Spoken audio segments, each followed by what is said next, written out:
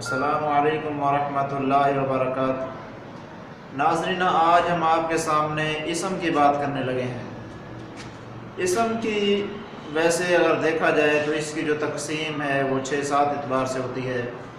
ایک مادہ کے اعتبار سے، معرفہ اور نکرہ کے اعتبار سے، جنس کے اعتبار سے جس میں مذکر اور مؤنث آتے ہیں، اسی طرح تعداد کے اعتبار سے جس میں واحد، تسنیہ، جمع، اسی طرح مورب اور مبنی ہونے کے اعتبار سے، اسی طرح عامل اور معمول کے لحاظ سے۔ آج ہم اسم کی جو سب سے پہلی بات ہے مادہ کے اعتبار سے اسم کی کتنی قسمیں ہیں یہ آپ کے سامنے ذکر کریں گے۔ مادہ کے اعتبار سے اسم کی 3 قسمیں ہیں: جامد، مصدر اور مشتق۔ ناظرین، جامد وہ اسم ہے جو نہ خود کسی سے بنا ہو اور نہ اس سے کوئی دوسرا کلمہ بنے، جیسے رجل، فرس، مرد، گھوڑا۔ اب یہ ایسے کلمات ہیں، ایسے الفاظ ہیں، نہ اس سے آگے کوئی لفظ بنتا ہے اور نہ ہی یہ خود کسی سے بنے ہیں۔ اس کے بعد مصدر۔ مصدر یہ اسم ظرف کا صیغہ ہے، صادر یصدر سے، یعنی نکلنے کی جگہ۔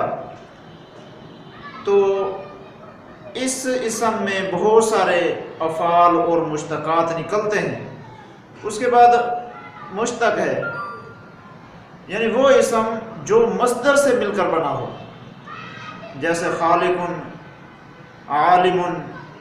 اور اس کی تعریف ایک یہ بھی کی جاتی ہے کہ جو ذات کے ساتھ ساتھ وصف بھی ساتھ بیان کرے۔ ناظرین، اب سوال پیدا ہوتا ہے کہ مادہ کے اعتبار سے ہم نے اسم کی 3 قسمیں بتائی ہیں۔ اب یہ 3 قسمیں ہی کیوں ہیں؟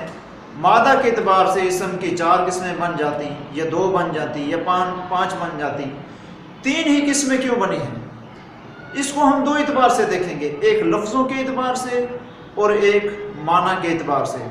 لفظوں کے اعتبار سے ہم یہ دیکھیں گے کہ آیا کہ جو ہم لفظ استعمال کر رہے ہیں یہ لفظ کسی دوسرے کلمے سے مل کر بنا ہے یا دوسرے کلمے سے مل کر نہیں بنا ہے۔ اگر تو یہ لفظ دوسرے کلمے سے مل کر بنا ہے تو وہ مشتق ہوگا، کیونکہ مشتق مصدر سے مل کر بنتا ہے۔ اگر وہ اسم خود تو کسی کلمے سے نہیں بنا ہوتا لیکن اس سے بہت سارے کلمات آگے بنائے جاتے ہیں تو وہ مصدر ہوگا۔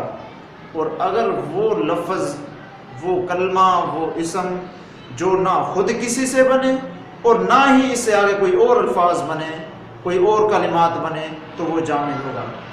یہ تو تھا لفظی اعتبار سے فرق۔ اب معنی کے لحاظ سے ہم دیکھتے ہیں کہ ایک اسم جو صرف ذات پر دلالت کرتا ہے یا صرف وصف پر دلالت کرتا ہے یا ذات اور وصف دونوں پر دلالت کرتا ہے، جو اسم صرف ذات پر دلالت کرے گا وہ جامد ہوگا، اور وہ اسم جو صرف وصف پر دلالت کرے گا، اس میں ذات کا کسی قسم کا کوئی تعلق نہیں ہوگا، تو وہ مصدر ہوگا۔